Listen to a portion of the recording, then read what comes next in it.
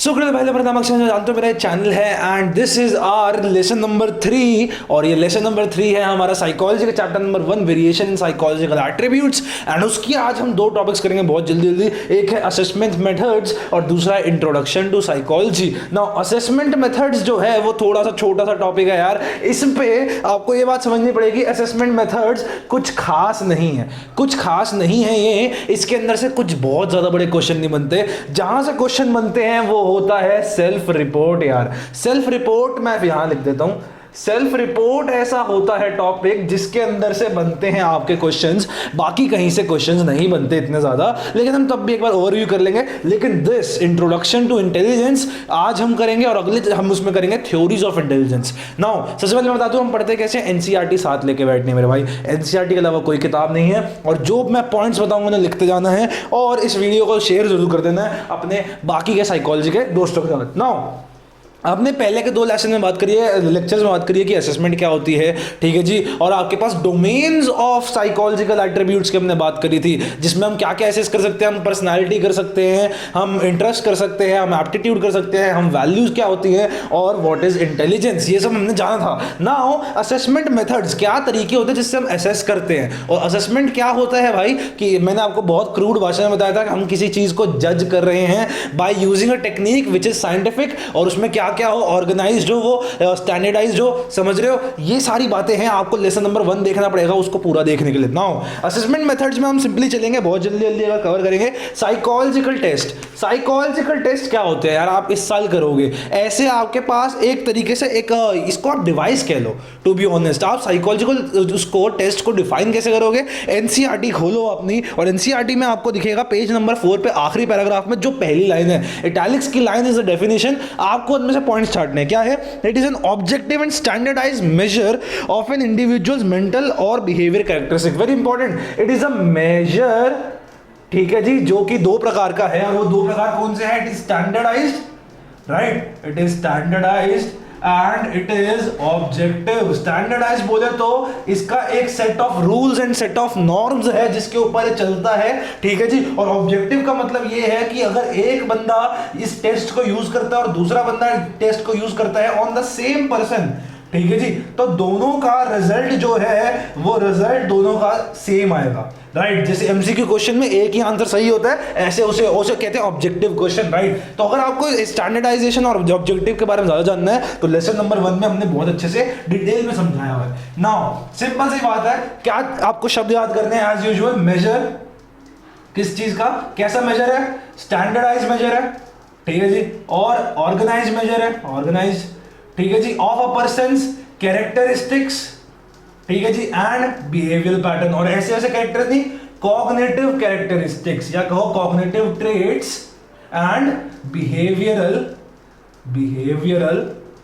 Patterns, ये आपको definition लिखनी है। It is a measure which is standardised and organised, ऐसा मेजर है जो कि स्टैंडर्ड और ऑर्गेनाइज्ड है और वो क्या मेजर करता है, cognitive characteristics and behavioural pattern of a person. Example अगर आपको आ गया तो आपको इस साल बहुत अच्छे से पढ़ना है, उल्टा आपका प्रोजेक्ट ये होगा ही थ्योरी में आपका कि CFIT culturally field intelligence test, MPI Maudsley personality inventory, CFIT हो गया, एमपीआई हो गया और आपके पास और भी बहुत सारे थे, है ना। आपको टोटल 5 आपको करने होंगे साइकोलॉजिकल टेस्ट, उनको असेस करना भी सिखाया जाएगा। बहुत इंटरेस्टिंग चीज है, जरूर करना है यार, ये बहुत इंपॉर्टेंट है। इंटरव्यू में हम सिंपली इंफॉर्मेशन लेते हैं, एक लाइन लिखी हुई है, on 1-to-1 basis, face to face 1-to-1, ठीक है जी। लेकिन आप जानते हो इंटरव्यू जरूरी नहीं है ऐसा हो, आप जानते हो ग्रुप इंटरव्यू भी होते हैं, ठीक है जी, जिसमें सामने इंटरव्यू ही बहुत सारे हो, ठीक है जी, इंटरव्यू ही बहुत सारे हो और इंटरव्यूअर मान लो सिर्फ एक है। फॉर एग्जांपल जब आपके क्लास में टीचर सबके नाम पूछती है पहले दिन, दैट इज अ केस जिसके अंदर ग्रुप इंटरव्यू चल रहा है कि इंटरव्यूई जिसका इंटरव्यू लिया जा रहा है वो बहुत सारे हैं और इंटरव्यूअर मात्र एक ही है, ऑपोजिट भी हो सकता है, जैसे कि अगर आप मान लो किसी यूनिवर्सिटी के इंटरव्यू के लिए जाओगे तो उसमें क्या होता है कि आप इंटरव्यूअर इंटरव्यूई एक ही हो, परंतु आपको पता है सामने ग्रुप ऑफ टीचर्स होता है यार, आपके सामने जो अलग अलग डिपार्टमेंट्स का होता है वो आपका लेते हैं इंटरव्यू लेते हैं। तो ये होता है सीकिंग इन्फॉर्मेशन। सिंपली एनसीईआरटी की पहली लाइन उस पैराग्राफ की वो आपको रट लेनी है भाई, वही आपको लिखनी है, उसी पे आपको मार्क्स मिलेंगे। केस स्टडी आपको इस साल करनी होगी, इस साल आपको 12th के अंदर प्रोजेक्ट करना होगा केस स्टडी का, तो अपना अच्छा सा केस चूज करना यार। क्या होती है फिर से, it is a in depth study, very very important. Case study का मतलब ये है कि हम किसी भी ऑब्जेक्ट को, किसी भी ऑब्जेक्ट को, किसी भी सब्जेक्ट यानी इंसान को, या फिर किसी भी सिचुएशन को हम इन डेप्थ पढ़ते हैं, हम इन डेप्थ स्टडी करते हैं उसकी। That is what we call as कि आपका केस स्टडी है, राइट। केस स्टडी है और आप जो इस साल करोगे वो होती है केस रिपोर्ट। ठीक है जी, आपसे वाइवा में पूछा जा सकता है what is the difference between case study and case report. So this is a Easter egg for all of you. ठीक है जी, this is a Easter egg question कि केस रिपोर्ट और केस स्टडी में क्या डिफरेंस है। Case study जो होती है वो बहुत लंबी चलती है, ये 10-10 साल तक चल सकती है, आप विश्वास कर सकते हो, उससे भी ज्यादा। केस स्टडी ये है कि पूरी जिंदगी में क्या क्या हुआ। केस रिपोर्ट आपकी शॉर्ट ड्यूरेशन की होती है, very very important. Case report आपकी शॉर्ट ड्यूरेशन की, जो आप इस साल करोगे लगभग 3 से 4 महीने में आपकी केस रिपोर्ट तैयार हो जाती है, लेकिन केस स्टडी तो वास्ट चलते रहती है, उसका कोई अंत नहीं है। ये डिफरेंस होता है केस स्टडी केस रिपोर्ट में। अगर टीचर ने कभी पूछ लिया तो आप मुंह दिखाने लायक बन चुके हो मेरे भाई। ऑब्जर्वेशन, पिछले साल इतना मत्था मारा आपने 11वीं में ऑब्जर्वेशन के अंदर, क्या करते हो, इन्वॉल्व एम्प्लॉइंग सिस्टमैटिक ऑर्गेनाइज, ये 2 4 शब्द याद रखो, एम्प्लॉइंग सिस्टमैटिक ऑर्गेनाइज्ड वे, जिसके अंदर हम क्या करते हैं, and objective procedure to record behaviour. ठीक है जी, सिंपली हम रिकॉर्ड बिहेवियर। अब एक चीज समझो, हम दिक्कत क्या है, कोई टीचर पूछते हैं what is observation, ma'am a procedure in which we observe someone. Observe शब्द नहीं यूज करना। What is interview, in which we interview someone, ना ना ना ना, हम रिकॉर्ड कर रहे हैं किसी का बिहेवियर। ये कुछ नए शब्द यूज करने पड़ते हैं तभी इसलिए डेफिनेशन बनती है। हम किसी का बिहेवियर रिकॉर्ड करेंगे कैसे, सिस्टमैटिक वे में, ठीक है जी, ऑर्गेनाइज्ड वे में। और आप जानते हो ऑब्जर्वेशन भी 2 प्रकार की हो सकती है, एक जिसके अंदर आप जानते हो कि आपने बंदे को उसके नेचुरल एनवायरनमेंट में कर लिया, जैसे क्लास के अंदर बच्चे को, या फिर आपने उसे लैबोरेटरी सेटअप में कर लिया। दूसरी चीज हो सकती है जो आपको ऑब्जर्वर है उसके बारे में बंदा जागरूक हो कि वो उसे देख रहा है। ऑन द अदर हैंड आपको ऑब्जर्वर कहीं किसी रूम में बैठा हुआ है और उसे सीसीटीवी से देख रहा है। तो ऐसी ऐसी प्रकार की ऑब्जर्वेशन होती है, लास्ट ईयर आपने पढ़ा हुआ है। ठीक है जी, आखिरी बात है आपकी जो सबसे इंपॉर्टेंट है इस सब में, क्योंकि इस सब के बारे में थोड़ा थोड़ा आपको पहले से पता था, सेल्फ रिपोर्ट। इसके अंदर से 1 या 2 मार्कर क्वेश्चन मजे से आ सकता है, तो ये बहुत इंपॉर्टेंट है समझनी। और इसका अंदर क्या है, सेल्फ रिपोर्ट बेसिकली होता क्या है, देखो 2 शब्द है, self report.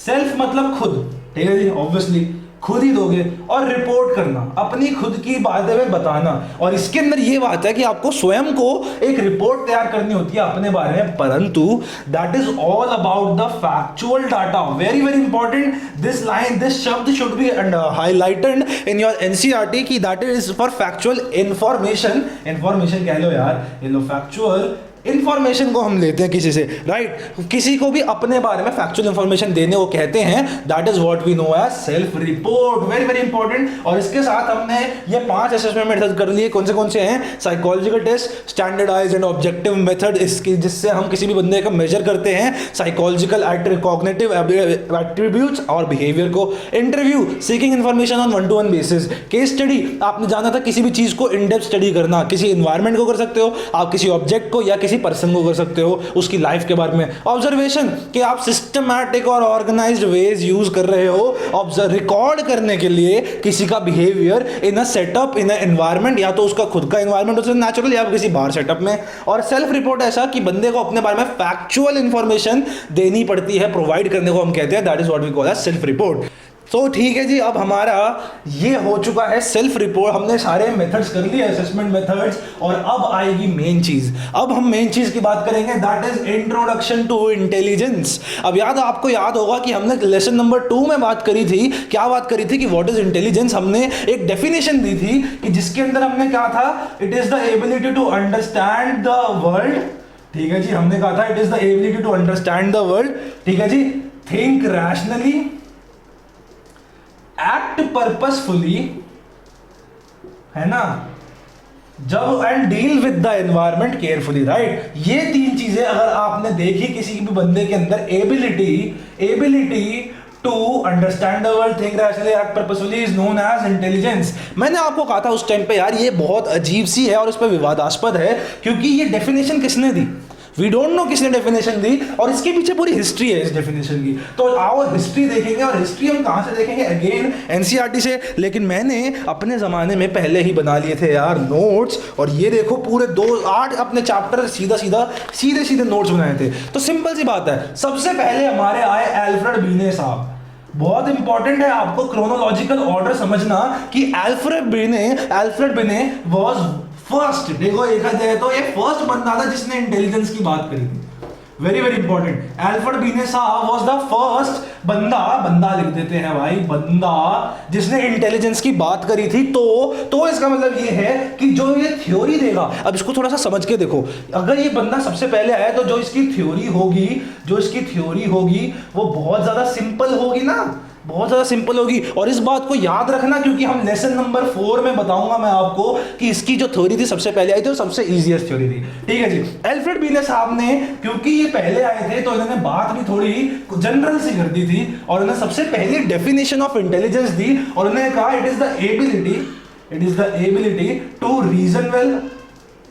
Reason well, understand well, ढंग से किसी चीज को बता पाना, रीजन कर पाना, अंडरस्टैंड समझ पाना किसी चीज को, और जज वेल, वेरी वेरी इंपॉर्टेंट। और उन्होंने कहा कि जज वेल, आप ढंग से किसी सिचुएशन को, किसी इंसान को जज कर पाओ, अंडरस्टैंड कर पाओ किसी सिचुएशन को, किसी काम को, किसी भी चीज को, और अपने किसी भी टास्क के बारे में किसी चीज को रीजन कर पाओ। रीजनिंग एबिलिटी आती है, समझ रहे हो। अगर बंदा ये तीनों चीजें कर पा रहा है, इसको हम कहेंगे इंटेलिजेंट पर्सन, और ये जो एबिलिटी होती है ये सब करने की, that is what we call as intelligence. Alfred Binet साहब ने अपने सबसे पहले बंदे जिन्होंने ये बात कह दी। अब क्या हुआ, धीरे धीरे टाइम बीता, और टाइम बीतने के बाद हमारे अगले साहब आए, वेशलर साहब। अब ये नाम आपको याद करने पड़ेंगे, तो मैं यूज करता हूँ साहब इनके साथ, तो थोड़ा इंडियन फ्लेवर आ जाता है यार। तो वेशलर साहब आए यार हमारे, ठीक है जी, वेशलर साहब हमारे आए अल्फ्रेड बीने साहब के बाद। इन्होंने कहा ऐसा थोड़ी ना यार, इतनी सिंपल चीज थोड़ी हो सकती है इंटेलिजेंस। तो इन्होंने कहा it is the global capacity. ओ मेरी भाई, बड़ा सा शब्द इस्तेमाल कर दिया इस बंदे ने, ग्लोबल कैपेसिटी, बहुत बड़ी कैपेसिटी, दुनिया भर की कैपेसिटी। बोल तो ये आपको ग्लोब कैसा होता है, it is completely around the world, right. ये किसी भी टॉपिक को पूरा कवर करता है, तो ये ब्रह्मांड के टाइप का कह सकते हो आप। It is the global capacity of a individual. अब ये देखो, इनकी जो डेफिनेशन है वो थोड़ी थोड़ी आपकी लेसन नंबर 2 वाली डेफिनेशन से मिलेगी, टू थिंक रैशनली, वही बात हमने वहां पे गई थी, है ना, एक्ट पर्पसफुली, अरे वाह ये तो सेम बात है। और आखिर में एक और लाइन बात करी, and deal with the environment, very very important, deal with the environment carefully, very very important. और यहाँ पे विवाद आ गया मेरे भाई, यहाँ पे विवाद आ गया। वेशलर साहब ने जो ये दी ना,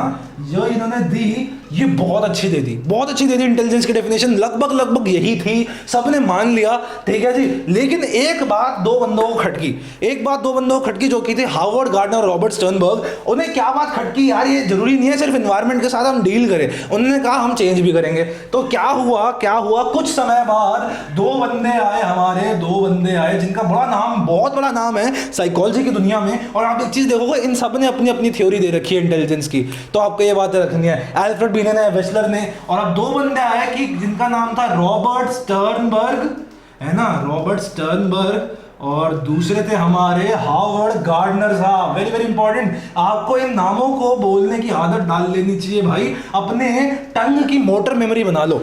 हार्वर्ड गार्डनर, ठीक है जी, रॉबर्ट स्टर्नबर्ग, ये रॉबर्ट के बाद स्टर्नबर्ग ही लगेगा पूरी आपकी किताब में, ये याद रखो ज्यादातर बार। हार्वर्ड के बाद गार्डनर लगेगा ज्यादातर बार, बस एक वो है जेपी गिलफोर्ड, जिसके बाद जेपी दास आएगा आगे जाके, वो हमें बात नहीं करती। इन दोनों ने क्या कहा, इन दोनों ने कहा कि we don't only deal with the environment, कहते हैं भाई कि हमने सिर्फ एनवायरमेंट से डील नहीं करते, हम उसको कॉन्स्टेंटली अपने एनवायरमेंट को चेंज भी करते हैं, कॉन्स्टेंटली चेंज द एनवायरमेंट। और अगर ऐसा है तो उन्होंने इंटेलिजेंस की डेफिनेशन में कहा कि भाई सिर्फ डेल नहीं होना चाहिए, साथ में होना चाहिए कि वो बंदा अपने एनवायरमेंट को कॉन्स्टेंटली चेंज भी कर रहा है। ये बात किसने कही? हमारे दो प्रमुख बंदों ने, हार्वर्ड गार्डनर और रॉबर्ट स्टर्नबर्ग साहब ने वेशलर की बात में कमी निकालने की कोशिश करी थी, लेकिन और वेशलर ने किसकी बात में कमी निकालने की कोशिश करी थी? अल्फ्रेड बीने साहब की। किसकी? अल्फ्रेड बीने। ठीक है जी, अल्फ्रेड बीने साहब की बात में गलती वेशलर ने निकाली, वेशलर की गलती निकाली रॉबर्ट स्टर्नबर्ग और हार्वर्ड गार्डनर ने। और इसके साथ आपका थ्योरी और आपका इंट्रोडक्शन टू इंटेलिजेंस खत्म हो चुका है यार। और अब हम कल से बात करेंगे theories of intelligence, which is one of the my most favourite topic, और ऐसा टॉपिक जो बच्चे बहुत ज़्यादा स्किप करते हैं क्योंकि किसी को समझ नहीं आता यार। ठीक है, टाइम एक बार देख लेते हैं और सिर्फ 6 मिनट हुए हैं। तो यार देखो, ये है हमारे पास मेन डील। और अगर आपको ये बात समझ आई हो ना, प्लीज़ तो यार लाइक करो, शेयर करो इस वीडियो को ज़्यादा से ज़्यादा। सारे साइकोलॉजी के बच्चों में बात मेरी वीडियो प्लीज़ शेयर करो यार। मैं चाहता हूँ, क्योंकि यूट्यूब पे इतना अच्छा कंटेंट नहीं है साइकोलॉजी का, ऐसे कोई पढ़ाने वाला आपको नहीं मिलेगा। वो क्या है, ज़्यादातर लोग पीपीटी खोल लेते हैं, लाइन उठाते हैं, समझा के निकल लेते हैं। लेकिन हम याद करेंगे, हमने याद किया कि क्रोनोलॉजिकल ऑर्डर में अल्फ्रेड बीने सबसे पहले आए थे, तो इनकी थ्योरी ऑफ इंटेलिजेंस भी सबसे आसान होगी। और यही हुआ, इन्होंने यूनिफैक्टर थ्योरी, यूनि मतलब वन, तो छोटी चीज है ना, आपने कॉम्प्लेक्स नहीं किया आइडिया। इनके बाद जो जो लोग आएंगे ना, उनकी थ्योरी ऑफ इंटेलिजेंस कॉम्प्लेक्स होते जाएगी, होते जाएगी, होते जाएगी, होते जाएगी। इनकी सबसे कॉमन थी, इनकी सबसे आसान थी, सिंपल थी, क्योंकि सबसे पहले इंसान थे जिन्होंने बात करी थी। फिर उसके बाद है हमारे वेशलर साहब, जिन्होंने इनके अंदर कमी निकाली और उन्होंने अपनी बड़ी व्याख्यान दे दी। इन्होंने क्या कहा कि ग्लोबल कैपेसिटी है, think rationally, act purposefully, deal with the environment carefully. और इनके बाद इनमें कमी निकालने आ गई ये दो बहुत बड़े नाम, जिनकी खुद की थ्योरीज भी हैं। और ये दोनों है रॉबर्ट स्टर्नबर्ग और हार्वर्ड गार्डनर। उन्होंने कहा कि सिर्फ डील नहीं करते मेरे भाई एनवायरनमेंट से, हम क्या है, इसको कंटिन्यूअसली चेंज भी करते हैं हमारे एनवायरनमेंट को। और यही थी हमारी वीडियो यार। अगर आपको प्लीज़ अच्छी लगी हो, शेयर करो ज़्यादा से ज़्यादा। एंड दैट्स इट, मिलते हैं लेसन नंबर 4 में। जय हिंद।